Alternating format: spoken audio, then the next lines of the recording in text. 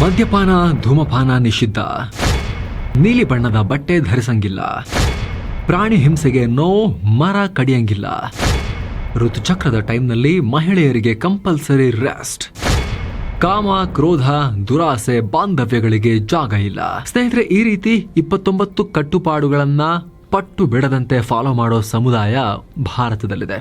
ಬಿಶ್ ಅಂದ್ರೆ 20, ನೋಯ್ ಅಂದ್ರೆ 9. ಎರಡನ್ನು ಸೇರಿಸಿದ್ರೆ ಬಿಷ್ಣೋಯ್ ಆಗತ್ತೆ. ಈ ರೀತಿ ನಮ್ಮಲ್ಲಿ 29 ಪವಿತ್ರ ತತ್ವಗಳಿದೆ, ಅದನ್ನ ಫಾಲೋ ಮಾಡ್ತೀವಿ ಅಂತ ಹೇಳೋ ಸಮುದಾಯ ಬಿಷ್ಣೋಯ್. ನಟ ಸಲ್ಮಾನ್ ಖಾನ್ಗೆ Y+ ಸೆಕ್ಯೂರಿಟಿ ತಗೊಳ್ಳೋ ಪರಿಸ್ಥಿತಿ ಬಂದಿರೋದು ಇದೇ ಬಿಷ್ಣೋಯ್ ಸಮುದಾಯಕ್ಕೆ ಸೇರಿರೋ ಲಾರೆನ್ಸ್ ಬಿಷ್ಣೋಯ್ ಅನ್ನೋ ಗ್ಯಾಂಗ್ಸ್ಟರ್ನಿಂದ. ಹಾಗಿದ್ರೆ ಏನು ಈ ಬಿಷ್ಣೋಯಿಗಳಂದ್ರೆ ಯಾರು? ಇವರ ಇತಿಹಾಸ ಏನು ಹೇಳುತ್ತೆ? 29 ತತ್ವಗಳು ಯಾವುದು? ಎಲ್ಲೆಲ್ಲಿ ಇವರು ಜೀವನ ಕಟ್ಕೊಳ್ತಿದ್ದಾರೆ? ಎಲ್ಲವನ್ನ ಡೀಟೇಲ್ ಆಗಿ ನೋಡ್ತಾ ಹೋಗೋಣ. ಕಡತನಕ ಮಿಸ್ ಮಾಡದೆ ನೋಡಿ. mastmaga.comಗೆ ಸ್ವಾಗತ.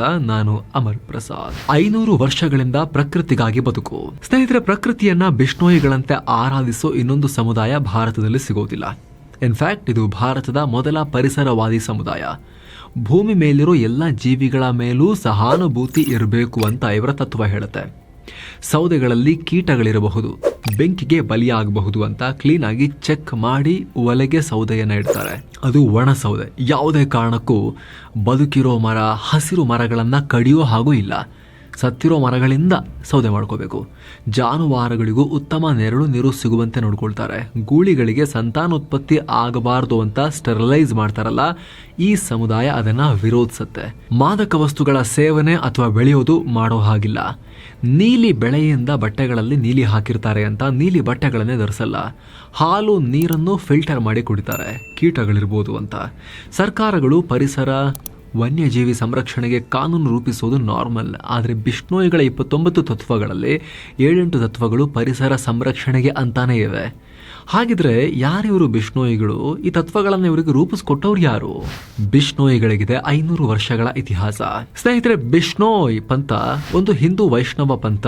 ರಾಜಸ್ಥಾನದ ಥಾರ್ ಮರುಭೂಮಿಯ ಪಶ್ಚಿಮ ಭಾಗದಲ್ಲಿರೋ ಮರ್ವಾರ್ ಪ್ರಾಂತ್ಯದಲ್ಲಿ 15ನೇ ಶತಮಾನದಲ್ಲಿ ಈ ಪಂಥ ಹುಟ್ಕೊಳ್ತು. 1451ರಿಂದ 1536 ಅವಧಿಯಲ್ಲಿ ಬದುಕಿದ್ದ ಗುರು ಜಂಬೇಶ್ವರ್ ಅಥವಾ ಗುರು ಜಂಬೋಜಿ ಬಿಷ್ಣೋಯಿಗಳ 29 ತತ್ವಗಳನ್ನು ರೂಪಿಸಿದ್ರು. ಇವರನ್ನ ಥಾರ್ ಮರುಭೂಮಿಯ ಮಸಾಯ ಅಂತ ಕೂಡ ಕರೆಯಲಾಗುತ್ತೆ. ಜಂಬೋಜಿ ಅವರ ಬೋಧನೆಗಳಲ್ಲಿ 120 ಶಬ್ದಗಳಿವೆ.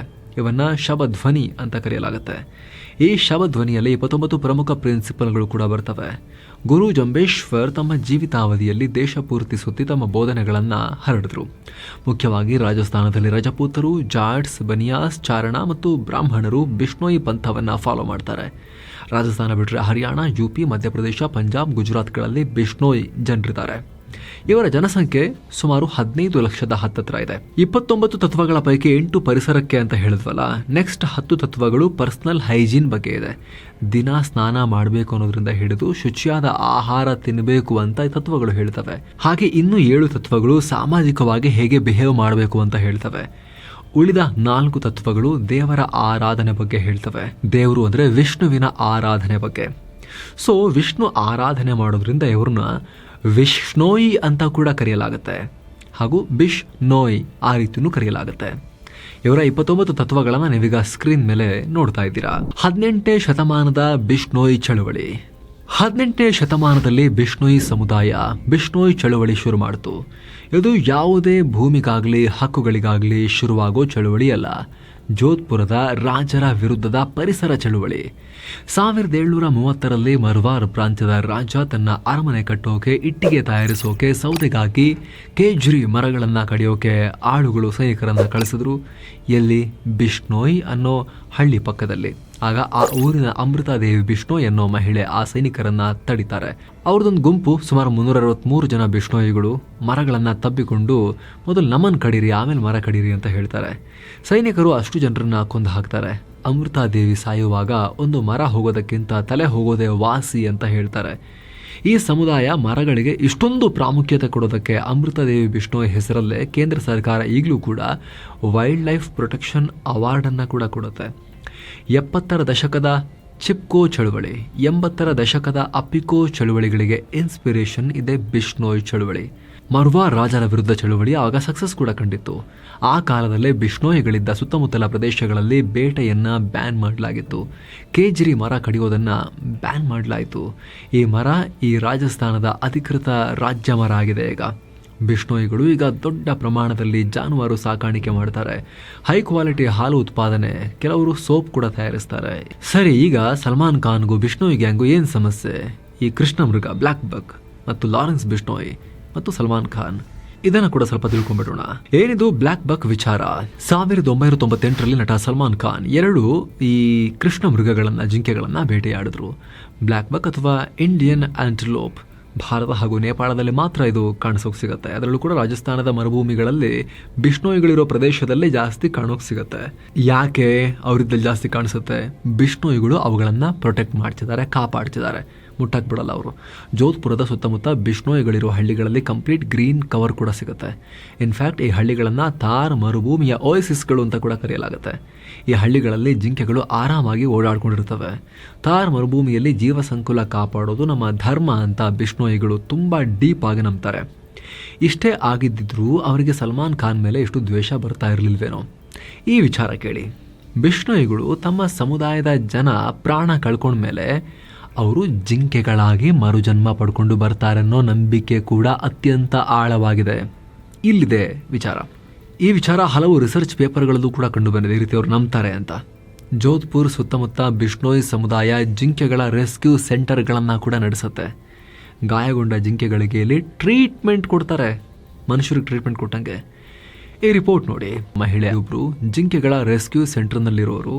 ಇವರು ಅಸ್ವಸ್ಥಗೊಂಡ ಅನಾಥ ಜಿಂಕೆ ಮರಿಯೊಂದಕ್ಕೆ ಅದು ಹುಷಾರಾಗೋವರೆಗೂ ಖುದ್ದು ತಾವು ಎದೆ ಹಾಲನ್ನು ಉಣಿಸಿದ್ದಾರೆ. ಮಹಿಳೆ, ಮನುಷ್ಯರು, ಲೇಡಿ ಜಿಂಕೆ ಮರಿಗೆ ಎದೆ ಹಾಲು ಉಣಿಸಿದ್ದಾರೆ. ಇದು ಆ ಲೆವೆಲ್ಗಿದೆ ಅವರ ಪ್ರಾಣಿ ಪ್ರೀತಿ. 550 ವರ್ಷಗಳಿಂದ ಪರಿಸರದೊಂದಿಗೆ ಕನೆಕ್ಟ್ ಆಗಿದ್ದಾರೆ. ಪರಿಸರ ಸಂರಕ್ಷಣೆ ಇವರಿಗೆ ಜೀವನ ಶೈಲಿ, ವೇ ಆಫ್ ಲೈಫ್, ಬದುಕೋ ದಾರಿ. ಆದರೆ ಸಲ್ಮಾನ್ ಖಾನ್ ಕೃಷ್ಣ ಮೃಗ ಕೊಂದಿದ್ದಲ್ಲಿ ಇದೇ ಜೋಧ್ಪುರ್ ಬಳಿ.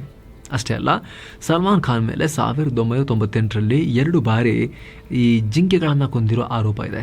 ಅದನ್ನು ರಾಜಸ್ಥಾನದ ಬಾವಾದ್ ಮತ್ತು ಮತೇನಿಯಾಗಳಲ್ಲಿ. ಈ ಮನುಷ್ಯಂಗೆ ಇದು ಯಾವ ಥರ ಶೋಕಿ ಇತ್ತೋ ಗೊತ್ತಿಲ್ಲ, ಜಿಂಕೆಗಳನ್ನು ಬೇಟೆಯಾಡೋದು. ದೇಶದಲ್ಲಿ 1972ರಿಂದಲೇ ವೈಲ್ಡ್ ಲೈಫ್ ಪ್ರೊಟೆಕ್ಷನ್ಗೆ ಟಫ್ ರೂಲ್ಸ್ ಇರೋದು ಗೊತ್ತಿರಲಿಲ್ವಾ, ಅಥವಾ ಗೊತ್ತಿದ್ದು ನಾನು ಸ್ಟಾರ್ ಮಾಡ್ಬೋದು ಅಂತ ಮಾಡಿದ್ರ? ಪದೇ ಪದೇ ಬೇಟೆಯಾಡಿದ ಆರೋಪ ಇದೆ. ಇದೇ ಕೇಸ್ಗಳಿಗೆ ಸಂಬಂಧಪಟ್ಟಂತೆ 2006ರಲ್ಲಿ ಒಂದು ಸಲ, 2018ರಲ್ಲಿ ಒಂದು ಸಲ ಜೈಲು ವಾಸವನ್ನು ಕೂಡ ಇವರು ಅನುಭವಿಸಿದ್ದಾರೆ. 2018ರಲ್ಲಿ ಸಲ್ಮಾನ್ ಖಾನ್ಗೆ ಜೈಲು ಶಿಕ್ಷೆ ಆಗೋವರೆಗೂ ಈ ಸಮುದಾಯ ಕೋರ್ಟ್ ಬಿಟ್ಟಿರಲಿಲ್ಲ. ಏನೋ ಲಾರೆನ್ಸ್ ಬಿಷ್ಣೋಯ್ ಈತ ಒಬ್ಬ ಗ್ಯಾಂಗ್ಸ್ಟರ್. ಬಿಷ್ಣೋಯ್ ಸಮುದಾಯದ 29 ಪ್ರಿನ್ಸಿಪಲ್ಗಳಲ್ಲಿ ಕಳ್ಳತನ ಮಾಡಬಾರ್ದು, ಎಲ್ಲ ಜೀವಗಳಿಗೂ ಬೆಲೆ ಕೊಡಬೇಕು, ಕ್ರೋಧ ಇರಬಾರ್ದು, ಕ್ಷಮಿಸೋ ನೇಚರ್ ಇರಬೇಕು ಅಂತಲೂ ಇದೆ. ಆದರೆ ಈತನ ಗ್ಯಾಂಗ್ ಮೇಲೆ ಕೊಲೆ, ಸುಲಿಗೆಯಿಂದ ಹಿಡಿದು ಹಲವು ರೀತಿಯ ಕ್ರಿಮಿನಲ್ ಆಕ್ಟಿವಿಟಿಗಳಲ್ಲಿ ಇನ್ವಾಲ್ವ್ ಆಗಿರೋ ಆರೋಪ ಇದೆ. ಇತರ ಗ್ಯಾಂಗ್ಗಳೊಂದಿಗೆ ಇವರ ಬಡಿದಾಟ ಕೂಡ, ಘರ್ಷಣೆ ಕೂಡ ಇದೆ. 2010ರಿಂದ ಈತ ಕೊಲೆ ಪ್ರಯತ್ನ ಕೇಸ್ಗಳಲ್ಲಿ ಜೈಲಲ್ಲಿದ್ದಾನೆ. ಆದರೆ ಈಗಲೂ ತನ್ನ ಗ್ಯಾಂಗ್ ಬಳಸಿ ಅಕ್ರಮ ಚಟುವಟಿಕೆಗಳಲ್ಲಿ ತೊಡಗಿಕೊಂಡಿದ್ದಾನೆ ಅನ್ನೋ ಆರೋಪ ಇದೆ. ಈ ರಿಯಲ್ ಬಿಷ್ಣೋಯ್ ಸಮುದಾಯ ಇದೆಯಲ್ಲ, ಅವರು ಸೇಡನ್ನು ಪ್ರಮೋಟ್ ಮಾಡಲ್ಲ. ಜೊತೆಗೆ ಸಲ್ಮಾನ್ ಖಾನ್ ಜಿಂಕೆ ಕೊಂದಾಗ ಲಾರೆನ್ಸ್ ಬಿಷ್ಣೋಯ್ಗೆ 5 ವರ್ಷದ ಬಾಲಕ. ಆದರೆ ಈತನ ಗ್ಯಾಂಗ್ ಸೇಡಿನ ಹೆಸರಲ್ಲಿ ಸಲ್ಮಾನ್ ಖಾನ್ ಹತ್ಯೆ ಮಾಡೋಕ್ಕೆ ಪ್ರಯತ್ನಗಳನ್ನು ಮಾಡ್ತಾ ಇದೆ. ಬಿಷ್ಣೋಯ್ ಸಮುದಾಯದಲ್ಲಿ ಮಾದಕ ವಸ್ತುವನ್ನು ಬೆಳೆಯೋಂಗೂ ಇಲ್ಲ, ಅದನ್ನು ಸೇವಿಸೋಂಗೂ ಇಲ್ಲ ಅಂತ ಹೇಳಿದ್ವಿ. ಮದ್ಯಪಾನ, ಧೂಮಪಾನ, ಮಾದಕ ವಸ್ತುಗಳು ಮುಟ್ಟಂಗಿಲ್ಲ. ಆದರೆ ಈತನ ಗ್ಯಾಂಗ್ ಮಾದಕ ವಸ್ತುಗಳ ಕಳ್ಳ ಸಾಗಾಣಿಕೆಯಲ್ಲಿ ಇನ್ವಾಲ್ವ್ ಆಗಿರೋ ಆರೋಪವನ್ನು ಹೊತ್ತಿದೆ. ಅದು ಪಾಕಿಸ್ತಾನದ ಜೊತೆ ನೆರೆಯ ದೇಶಗಳೊಂದಿಗೆ ಕಳ್ಳ ಸಾಗಾಣಿಕೆಗೆ ತನ್ನ ನೆಟ್ವರ್ಕನ್ನು ಬಳಸ್ಕೊಳ್ತಿದ್ದಾನೆ ಅಂತ ಗುಜರಾತ್ನ ಭಯೋತ್ಪಾದನಾ ನಿಗ್ರಹ ದಳ ಆರೋಪ ಮಾಡಿದೆ. ಇನ್ನು ಸಲ್ಮಾನ್ ಖಾನ್ ಮಾತ್ರವಲ್ಲ, ಮೊನ್ನೆ ಮಹಾರಾಷ್ಟ್ರದ ಮಾಜಿ ಶಾಸಕ ಬಾಬಾ ಸಿದ್ದಿಕಿ ಹತ್ಯೆ ಹೊಣೆಯನ್ನು ಕೂಡ ಇದೇ ಲಾರೆನ್ಸ್ ಬಿಷ್ಣೋಯ್ ಗ್ಯಾಂಗ್ ಹೊತ್ಕೊಂಡಿದ್ದನ್ನು ನೋಡಿದ್ರಿ. ಇನ್ನು ಹಲವು ರಾಜಕೀಯ ವ್ಯಕ್ತಿಗಳು, ವ್ಯಾಪಾರಿಗಳನ್ನು ಇದನ್ನ ಗ್ಯಾಂಗ್ ಟಾರ್ಗೆಟ್ ಮಾಡಿದೆ. ಸದ್ಯ ಭಾರತದ ಜೈಲಿನಲ್ಲಿ ಬಂಧನದಲ್ಲಿರೋ ಈತ ಅಂತಾರಾಷ್ಟ್ರೀಯವಾಗಿ ವಿದೇಶಗಳಲ್ಲೂ ಕೂಡ ನೆಟ್ವರ್ಕನ್ನು ಹೊಂದಿ ಅಪರಾಧ ಕೃತ್ಯಗಳಲ್ಲಿ ಭಾಗಿಯಾಗಿದೆ ಅನ್ನೋ ಆರೋಪವನ್ನು ಹೊತ್ತಿದೆ.